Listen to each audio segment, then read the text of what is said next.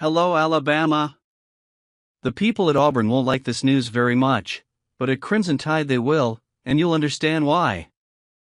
Alabama's 2025 recruiting class is getting even stronger with the addition of Derek Smith, a versatile player who is making an impact on football courts across the country. Sign up to receive more Crimson Tide news. Ranked as the number 156 prospect by rivals, Smith has now committed to the Crimson Tide, bringing with him an impressive skill set. At 6'3" and 180 pounds, he is a true athlete on the field. When you watch film of Smith in action, it becomes clear why he is considered one of the best wide receivers in the country. His ability to change direction quickly and accelerate into the open field is impressive, making him a constant threat to opposing defenses. Originally from the Selma, Ala, South Side, Smith doesn't just excel on offense. He also leaves his mark on defense, with 5 sacks, 15 tackles for loss of yards and a total of 74 tackles in 2023. On offense, Smith is a force to be reckoned with, racking up an impressive 46 receptions for 1,487 yards and 14 touchdowns, as well as 65 rushes for 1,056 yards and 9 touchdowns. His numbers speak for themselves, and it's easy to see why he's piqued the interest of several big-name universities. With offers from programs like Alabama, Auburn, Arkansas, Florida State, South Carolina, Texas, Michigan, Miami and many others, Smith is one of the most coveted players in this recruiting class. His decision to join the Crimson Tide will certainly further strengthen the team and leave fans excited for what's to come. It seemed to me that Auburn had a great chance, but Alabama won this one. What do you think? I think people weren't very happy there, unlike Bama. Smith is Bama's 5th verbal commitment for the 2025 class. And there's more. Malachi Moore shared why he stuck around after Nick retired. I made a commitment to come back to this university not just because of Coach Saban but everyone around him, from the people in academics to the nutrition staff to the training room and all of my teammates, Moore said. I just love being here. It's a great place, and I wouldn't want to be anywhere else.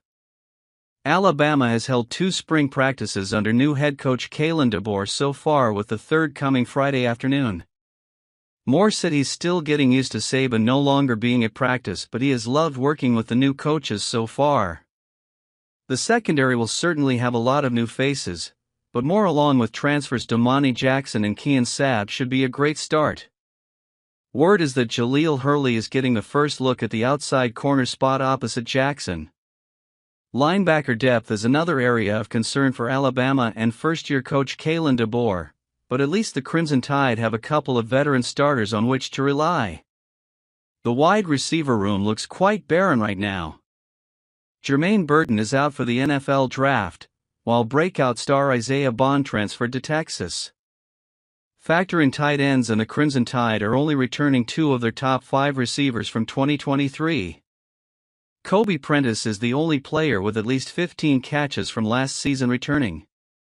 Having Jeremy Bernard follow Dickerson from Washington was a good start, and people should keep their eyes on Prentice and Dickerson's offensive scheme.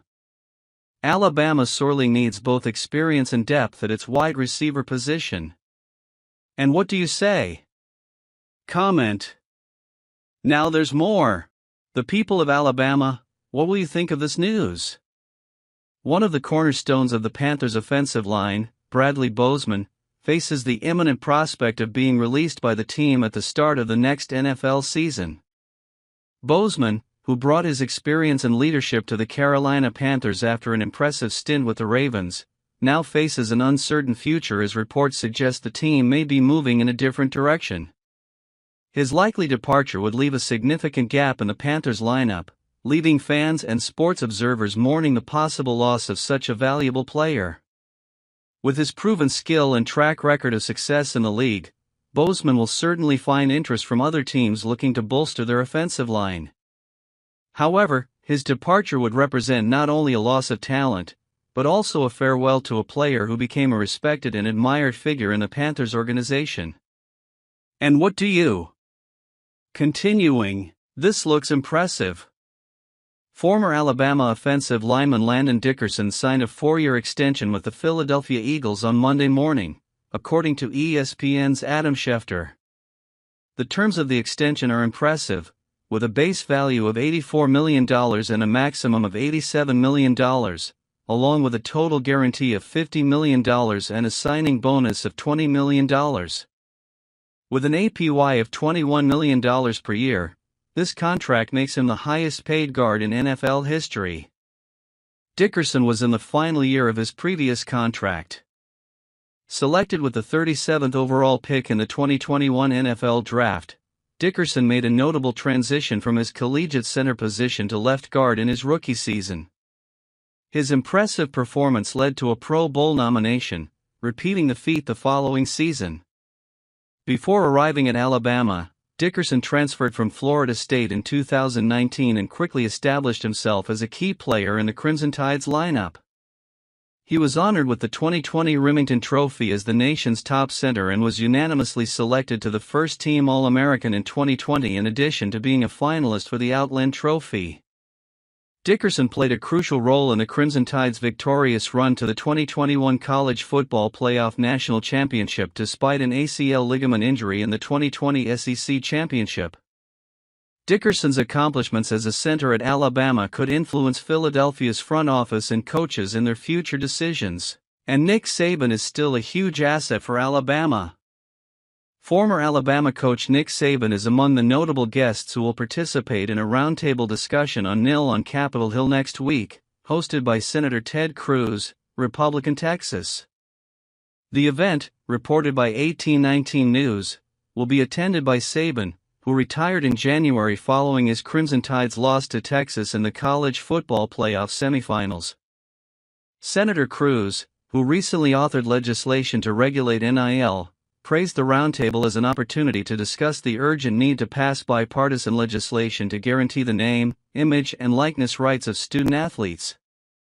Saban will participate alongside his former boss, Alabama Athletic Director Greg Byrne. He has already been involved in other activities since his retirement, including an agreement to join the ESPN College Game Day team this fall.